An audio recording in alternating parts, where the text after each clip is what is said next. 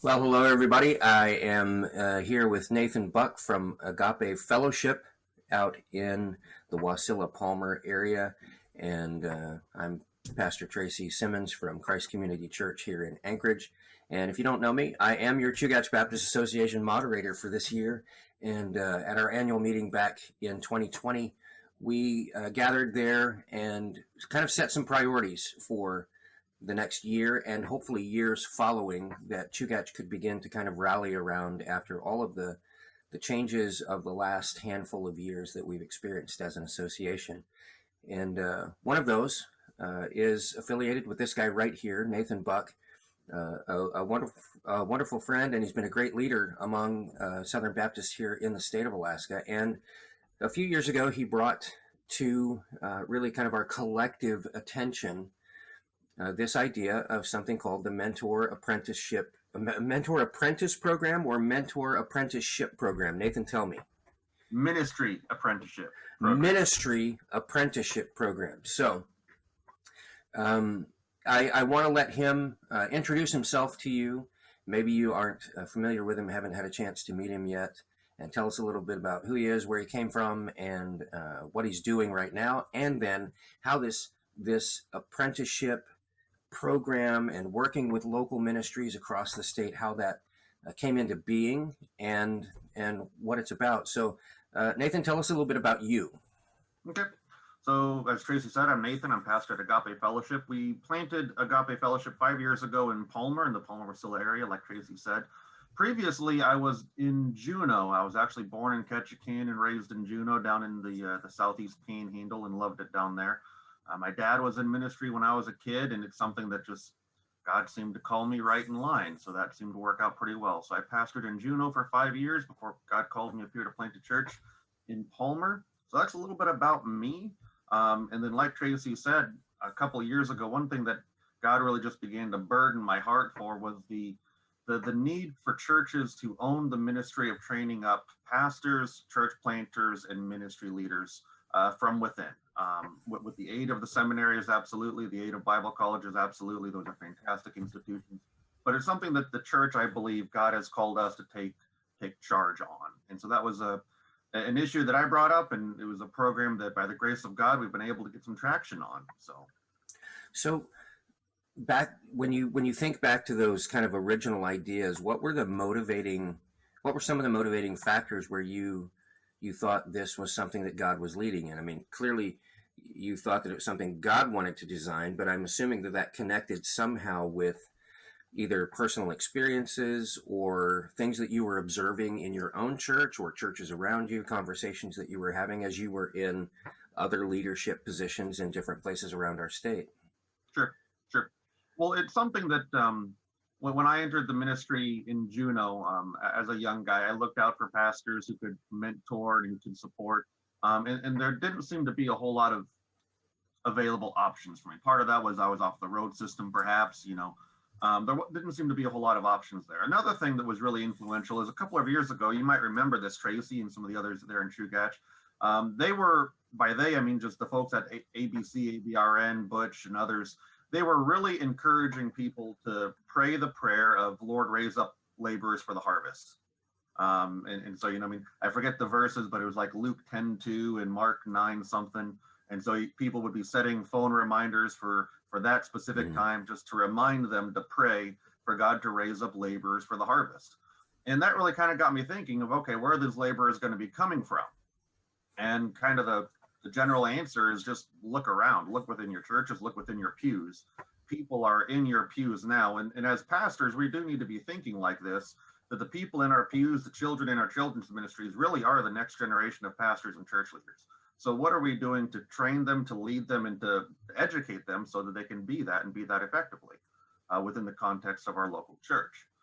So those are kind of the building blocks that really got this started. The other verse that really has stuck out to me is when Paul tells Timothy to train up men who will be able to train up men. We have to have that multi-generational approach to leadership development, to discipleship, and making sure that discipleship is not just a one way where we're just teaching somebody something, but we're teaching them that so they can then go and teach and pass it on. Right on. So if you could, if you could kind of encapsulate, how does MAP work? Who leads it? Is there any kind of accountability to it? What really is it as far as its structure? And I want to follow back with a question after this about something that you just said, just so that people are clear about the scope of what MAP is interested in doing, and what its particular mission is. Sure. So what is MAP? What do we, accountability and whatnot there? So I lead it, kind of. I helped. It was my brainchild. I helped to build it under the supervision, you could say, of Randy Covington and Jay McGee at the ABRN office. They have the accountability over it. I kind of report to them and let them know how things are going, and when we get new applicants and whatnot, and when we're trying to place a new apprentice somewhere, they stay in the loop, and they help to kind of give a thumbs up, and if they have questions, and they ask them, of course. The financial side, all of the finances that have been given, has been given by the Tongass Association and the Matsu Association currently. Those funds are housed at the ABRN office and administered by Deborah. And so the money goes straight from the ABRN office to the churches for when that comes up. We can talk about that more in a minute, probably. Sure. But that's kind of how those accountability pieces work, and kind of the form of it. It's meant to be kind of small. It's not intended to be a micromanaging entity. Right. A lot of the way it works is people will contact me with, hey, I've got so and so that I think would be a fantastic apprentice. He's shown some capacity to be able to lead. He's expressing things that look like a call to the ministry. Can I get some help here? So I begin to work with them just to resource them, more or less. Sometimes that is funds. Other times it's just materials and just resources. And these are paths that you can be taking this person down to help kind of confirm the call and educate them accordingly and whatnot. A lot of the people that have expressed interest and contacted through the MAP program, they've been from the lower 48.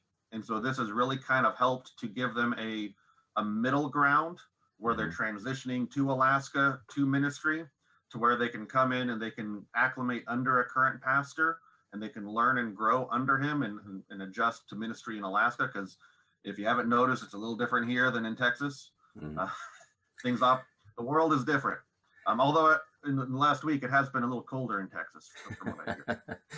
Yeah, that's interesting. That makes me think of, you and I both grew up here under ministry environments in a large part. When did you actually come to Alaska, Nathan? I was born here. There you go. That's what I'm saying. Now, I'm a little bit older than you, just a little. But you have, I'm guessing, a part of what springs out of this is you, like I saw growing up, and then even after I was in full-time ministry, when I started here 26 years ago in Anchorage, we have watched a lot of people come and go. Yep. Who weren't necessarily bad people. Sure. And might have even genuinely been called to the field of Alaska, but they weren't supported. The support wasn't there. And because of those sometimes radical differences in what it takes to engage in ministry in Alaska, and the difficulties that it brings for families and spouses and children and things like that, we've seen a lot of people kind of go by the wayside and lose the passion, lose the vision, leave Alaska after a short period of time. And is that a component of what you're hoping to address in this? Yes. So there's a couple sides to that coin. So hopefully we can minimize the burnout by giving people that middle ground where they can acclimate under the care of a pastor who's both caring for them pastorally and mentoring them in ministry. The other side to that is this gives an opportunity to, people are screened before they enter the program. There's some fairly rigorous interviews and talks with them and with references to make sure that they got what it takes. And that's important because that hasn't always been done either. Right. But even beyond that, once when they're here under the apprenticeship program in a church, if things come up and it proves that this isn't going to work for whatever reason, whether no fault of their own even, it is a safe place to fail, as weird as that is to say. No. And I do think that it needs to be understood as a good thing. Mm-hmm. Because I would rather someone come up as an apprentice and figure out it's not going to work here and go back to Texas, go back to Alabama, go back to wherever, than for someone to come up and become a pastor and then realize. Because like you said, Tracy, I mean, I've seen where people come up to Alaska, begin a ministry, start pastoring a church, 6 months, 12 months later, right, God's calling you back to Georgia. And I don't want to, I'm not going to take the mind of God here and say that I know what God is thinking, but sometimes I got to wonder who was calling who. Sure. So a couple of things of clarification before we kind of get into what you've already been able to see happen and some of the success that you've had, and as well as some of the blocks that you've encountered and rough road that we've encountered over the past year and how that relates to you. But two things that come to mind are, just so people really understand, when we talk about this ministry apprentice program and mentoring some folks who come here for ministry, are you the mentor? Is that you? No. Well, yes and no, I guess. Right. So I try to maintain, or I do maintain a relationship with everybody who comes in. I mean, my role really becomes kind of just a connecting of the dots. You know, someone contacts the MAP program. I try to vet them. I screen them. I try to find a good match for them. And so I've placed people all over the state, really, down on the Kenai Peninsula, out on the Aleutian Islands, even in Anchorage, a couple people. Anchorage has received more people than any place, actually, and out here in the Valley. So, I mean, I try to screen everybody, and then I try to connect them to a church, to a pastor that is a good fit. Obviously, that pastor has a major say in that. We're not going to send anybody to a church without that church approving that. That would be very counterintuitive. But ultimately, it's the pastor himself who is going to be the mentor. And so part of the process is, at some point, I just ask the question to the pastor of, what are you going to do to mentor this person? I need to see some form of a plan. I need to know that in sending this person there, they're not just going to be tucked away in a Sunday school class forever, but they're actually going to be discipled and grown toward the ministry. But when someone gets placed, I become basically hands off, because I don't want to be micromanaging anybody. I don't have the time or the energy to, and I don't think it would be received well anyway. Right. So you mentioned things like Bible colleges earlier. You know, we've got a couple here in Alaska that are pretty great, university and Bible college and things like that. Those would be open to a really broad spectrum of people who are interested in working in the ministry. At this time, is the MAP program focused kind of exclusively on men called to the ministry? Are we looking towards pastoral leadership roles in the church and ministry roles that we as Southern Baptists would typically see as fitting that biblical model of open to men? Or do you also have a track for women down the road, or currently, who may be interested in ministry within the church, but maybe isn't necessarily pastoral ministry, but we have some areas in our church life where we need the voice of women? Is that something that's part of the program, or is this finally focused in a particular area? The primary thrust of the program is toward pastoral ministry. That being said, I mean, there's been discussions from day one of how to branch it out to other areas of ministry and ministry leadership and whatnot. I will say, in terms of a funded ministry apprentice, because that's part of the deal, that would be reserved primarily for a pastoral leadership candidate. But if someone contacted me saying, hey, we've got a lady over here that wants to do women's ministry and really progress in that, what do you got? Or, hey, we've got someone who wants to do kids ministry, or someone who wants to do youth. And these guys are guys or gals are most certainly not interested in a pastoral type role, or no desire or call to that. We would provide all sorts of resources to try to help develop that person well toward that goal. It just wouldn't be the monetary, but it would be other resources. It would be pipeline. It would be training. It would be leadership development. It would be all sorts of things. It would be coaching. Sure. Things along those lines. So I prefer to find a yes whenever I can instead of a no. How about that? Yeah, that's great.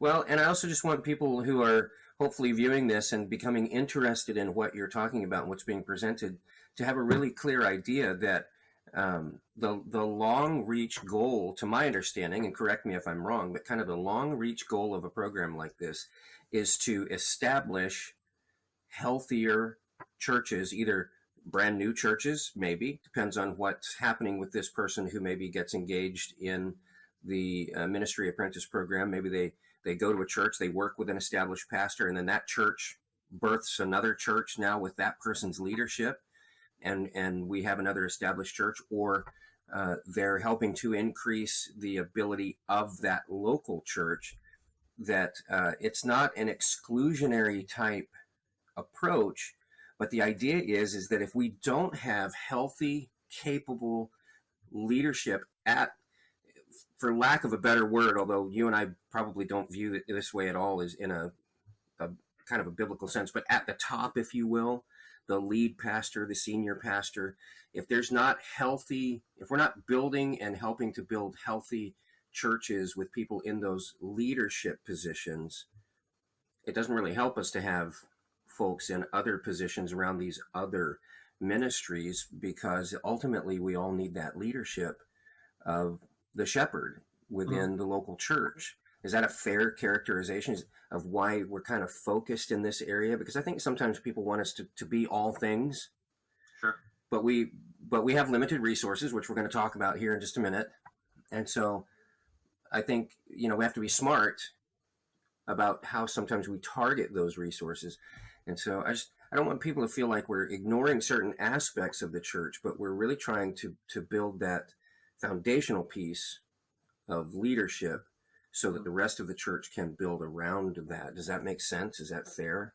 Yeah, and that's fair, and that's a lot of what this is geared toward, is to help people grow in leadership skill and ability under the mentorship of a particular good leader, a pastoral leader, so that they can learn shepherd leadership. Because so I mean, I mentioned, and you brought it up again, Bible colleges and seminaries and whatnot, and those are fantastic institutions that God has given us in the world. That being said, how do you learn to shepherd lead? Yeah. You learn to shepherd lead by doing. Yes. It's like learning to pray. I mean, you can read all the books on prayer, but until you get down and actually pray, you're not learning to pray. And so this idea of a mentorship and an apprenticeship relationship within a pastoral team in a church type of a situation, it becomes essential to really take someone who's entering the ministry and really give them some hands-on experience to become a good shepherd leader of God's people. So yeah, and touching back to something you said earlier, in that environment where it's safe to fail, but also in an environment where you maybe have a greater chance of not failing because you have someone with experience who's already walked a lot of miles in that kind of environment to maybe help you not make some of the mistakes that we made, right? Sure. When we were first starting out. There's a whole bunch of things I'd go back and change from my first 5-6 years of pastoral ministry, right? So I could write a book of things not to do. Right. Yeah. All right. So I think we've really kind of covered, like, why do we need it in Alaska? We just really kind of covered that pretty hard. But tell us a little bit about what has MAP been able to do already in the state of Alaska. What has MAP been able to do already? We have been able to, by the grace of God, see a number of people from out of state come into Alaska, expressing a call to ministry in Alaska, enter the ministry apprenticeship program, and thrive and be a tremendous blessing to the church, to their community, and even promote out of the program into new ministries. And it's been fantastic. So, I mean, we had one guy that we put out at Sand Point out on the Aleutian Islands, who was a tremendous blessing to the church there because the pastor was needing medical stuff and he needed someone strong who could help to support the church and whatnot while he was gone.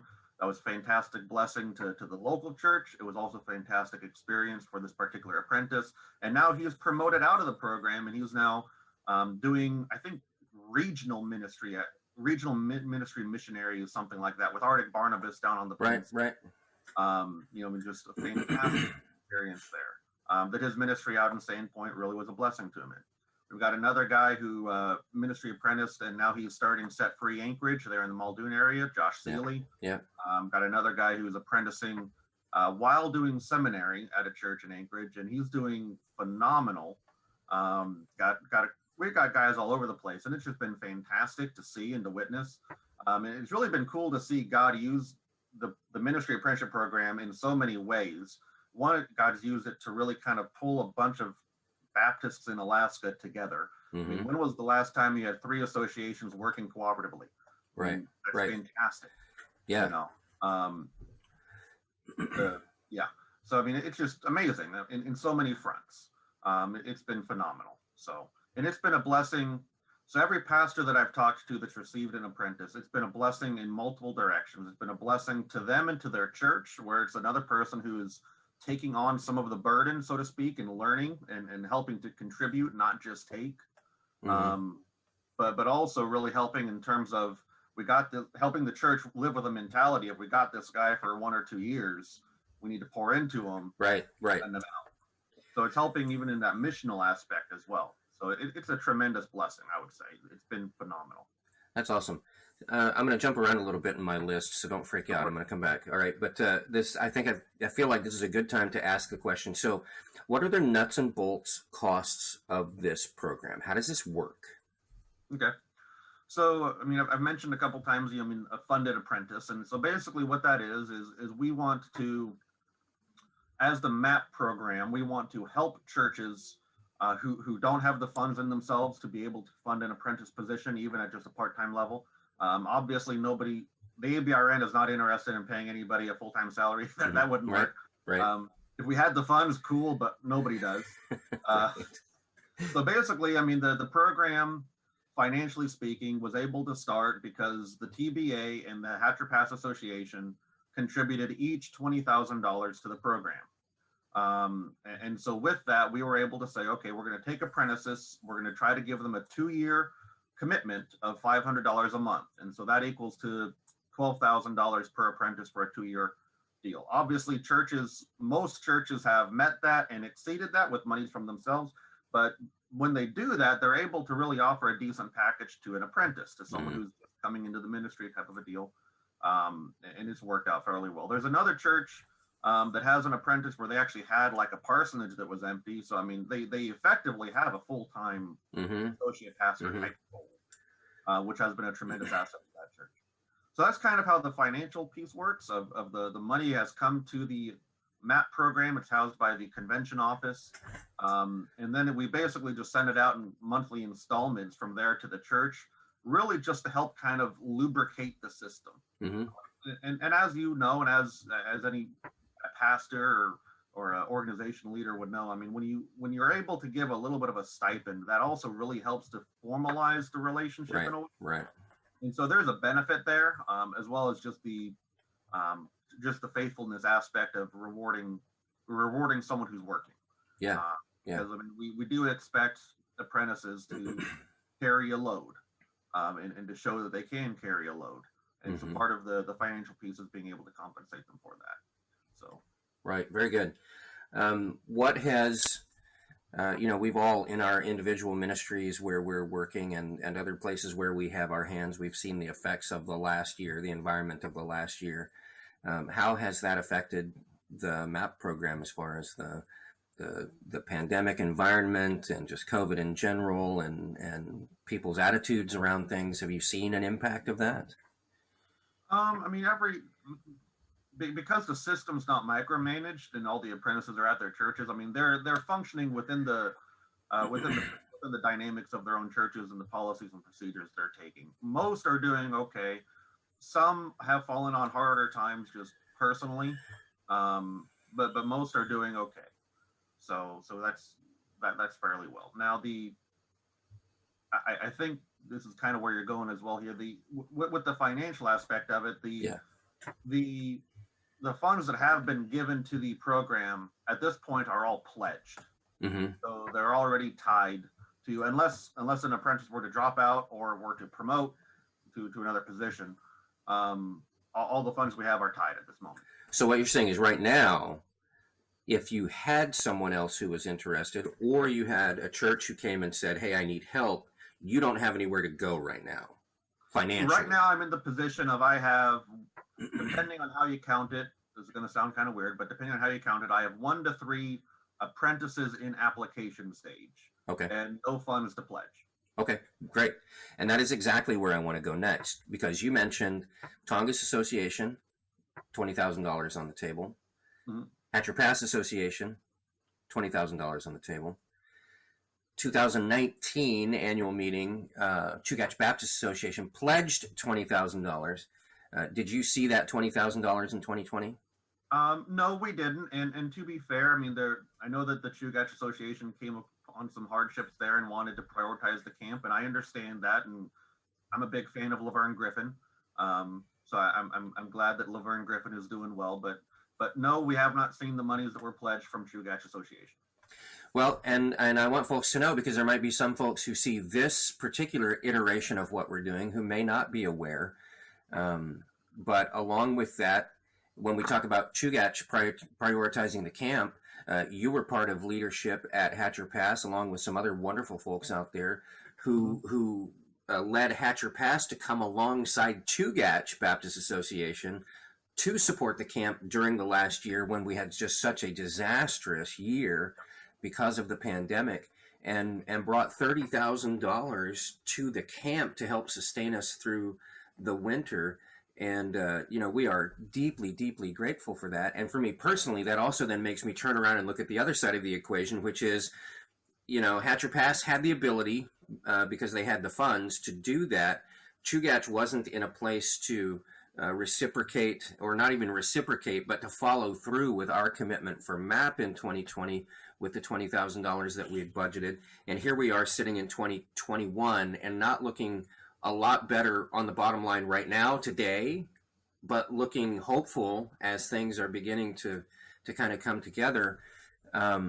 What would be the immediate effect if today people watching this video, hearing this conversation, maybe really grasping this concept for the first time and thinking, I want to make sure that Chugach is involved in this and contributing in a meaningful way, even if it doesn't benefit my personal church, but I know I'm helping the ministry of Alaska, mm-hmm. and that sort of thing.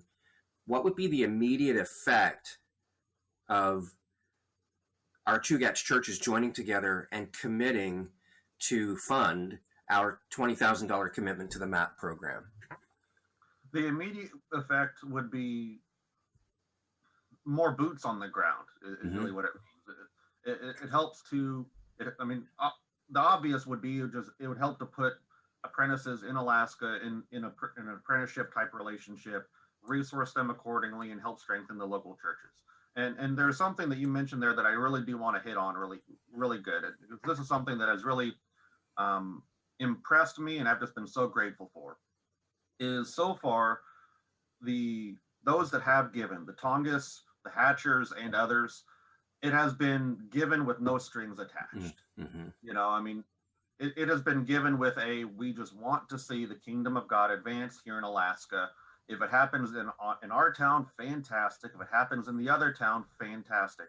And as Christians, and especially as Baptists with a history of a love for missions, that is the mentality we really do need to have. Mm-hmm.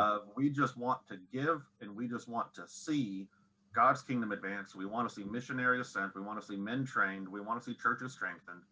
And we want to see it done in God's timing and God's place. I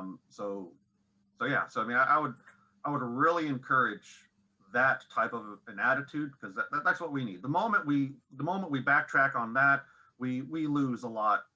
It doesn't matter how much money is in the bank anymore. Right. We begin losing more than we ever have when we begin to backtrack on that missionary mentality. Right. And you and I think you and I would agree that the companion to that is, you talked about Chugach right now has had the greatest recipients of the work of the Ministry Apprentice program, just in if we take numbers, right, that sure. The most of that work has happened in Chugach. And that's the purpose of the program. And so I want Chugach folks to hear me. I'm not saying, hey, they've helped us, we should buy into this, although that's practical. But the really the side of it that we want to tap into as leaders and as ministers and as Christians working in this missional mindset is we understand the principles of the kingdom, right? When you sow, God provides a harvest and a bounty of the things that you sow. And so if we are sowing, and don't, I'm not prosperity gospeling here, I'm just talking about the principles of the kingdom, this agricultural idea that Jesus broaches over and over and over again, that what you plant is what you get. Yep. And so whether it's finances or support or prayer towards this kind of an effort, as we see others of our brothers and sisters around the state planting into our field, if we will come alongside that and plant into the field that is the general field of mission in Alaska and ministry in Alaska, what we absolutely know is that God intends then to bring harvest from that. And we can't say what that's going to look like. It's not, there's going to be 500 more churches. That's not the mindset. But what is the mindset is that God is going to allow us to participate more fully and at a greater degree to the harvest of those he intends to call to himself, right? And that's our mission. And so when we do that, then what happens is if Chugach now can find itself in a place where people get really excited about this and help us to begin to also become financial partners in this effort, that encourages others to come and be partners and others to come and be partners. And the end result of that is, Nathan, are you getting paid for this? No, I'm not getting paid from the ABRN. So right. So the check Nathan gets doesn't get bigger in his bank account. What gets bigger is the opportunity for Southern Baptists across Alaska with the Alaska Baptist Resource Network and our collective associations to work together hand in hand to increase our effort to share the gospel in the state of Alaska. And that's a compounding return when we do that together. I got a little excited right there because I really believe in this. Talking about the missionary mindset, right? I really loved this idea when it came on the radar, and I really want to see Chugach folks. Let's encourage our churches. If you're a layperson, encourage your pastor. Maybe they've not heard about this or they're not aware. Get your church on the map to help support the Chugach Association monthly, specifically towards these priorities that we have. One of them being here, the Ministry Apprentice program. Call your churches to be active and generous in those ways, so that we can see this partnership grow in ministry in the state of Alaska. You maybe have already touched on this, but if you got something specific you want to throw in, I'm looking at my point number 9 about your personal, your heart to heart, your passion, your personal story, guiding principles or scripture that you rely on when you think about how God has brought this together and what you're still doing and where you're going. Well, one guiding principle that I've had is, so I don't think of myself as the textbook definition of the best pastor out there. I don't think I'm the most qualified to mentor. I don't think I'm the most qualified to teach a young pastor. And I've run into that mentality in a lot of other pastors as well. I just don't think I could really teach someone something. That being said, the scriptural principle from Paul and Timothy, train up men who will train up other men, make disciples who will make disciples. That really kind of shatters that whole mentality a little bit, because it reminds me that it's God, it's the Spirit working through me and through my ministry to take someone in my church and to train them up to be a leader, to train them up to be a disciple maker, to train them up to be a pastor, however God is calling them to be. Obviously, we don't get to pick the calling and force them into it, but it's God as he works through us to do it. And so I would encourage and exhort everybody out there that, especially if you are in ministry leadership, if you are in pastoral leadership, you have in that call and in that equipping I would say, a mandate to make disciples, to make disciples, to be pouring into men, pouring into women accordingly, to grow up according to how God has called them. And really, when we stand up and we preach, and when we design our ministries, and our ministry philosophies and ministry strategies and things like that, we do need to be having that mentality of the people in our pews are the people who are going to be leading the church, preaching to the church, planting new churches in 10, 20, 30 years. Yeah. I read an article from J.D. Greer a number of years ago, where he was talking about how they've been able to, by the grace of God at the Summit Church over there, been able to have such a missionary mentality. And part of that is how they do their nursery program. Their nursery walls are lined with missionary pictures and missionary stories and airplanes and things like that. Just so it gets so embedded into them. And part of this article was just saying, these kids, they're sucking on lollipops right now and pooping their diapers. But in 20 years, these are church planters. These are missionaries. Right. And if you think about it, that's kind of the mentality Jesus had with his disciples. I mean, these were just dumb fishermen. Yeah. You know. But he walked in and he said, these are going to be my apostles. And so I would really just kind of encourage everybody to really change our philosophy of how we measure pastoral ministry and success. My son. Yep. I would really encourage everybody to really think about the necessity of training up leaders within our church. Seminaries, Bible colleges are fantastic institutions, but God gave the responsibility of disciple making to the church. Yeah. So I just got two things left. One of them is how do churches engage with the MAP program? What do they need to do? Who do they need to contact? And what are the deets? So in terms of funding it, they contact you and they support it that way. In terms of participating in it, in terms of having an apprentice and developing leadership development within their church, you can contact me, you can contact Jay McGee, and we'll work with you on how to do that. If you have someone in particular that is has expressed a call to the ministry and you think is ready to enter a 1 or 2 year type program, by all means, I would love to know about it, and I would love to help however I can, either monetarily or just resource or otherwise, or even if you just want a second opinion on a guy, I'd be more Jay would be more than willing to help as well. So sure. In terms of who to contact, it would be myself or it would be Jay McGee. Okay, and I'll provide a little runner here that'll give your email address and cell phone. Okay, you want me to put that out there? And we'll get that information out there. And then my last question when I ever do these kinds of things is always what did you want to cover that I wasn't smart enough to think about or ask about, or that you just really feel like wasn't part of this conversation already, but might be pretty important? Yeah, I think you did a fantastic job in covering everything. So see, this is my way of proving how smart I am. Is that how that worked out? I realized that as I asked the question that this could be a backhanded way of saying how smart I am, but that was not my intention because I have no illusions about how clever this guy is. It's okay, Tracy. We all know how smart you really are. Yeah. I was thinking yesterday actually about the time that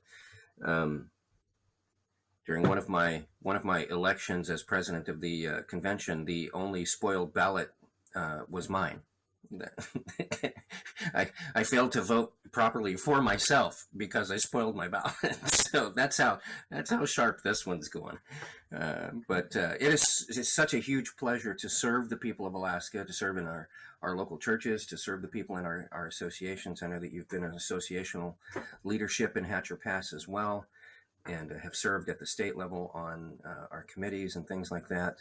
And it really is a privilege, and it's been a privilege for me to get to know guys like you, and then to be in a position to where we can try and make significant contributions to the ministry in the state of Alaska.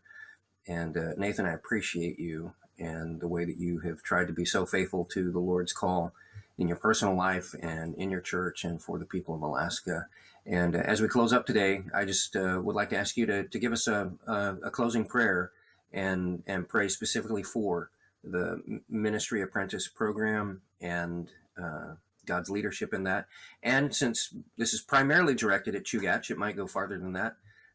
Pray for Chugach Association, that God will provide resources, and that he will provide vision among our churches and pastors to really see this as a resource for the future that they could begin to tap into today. So pray for us, would you?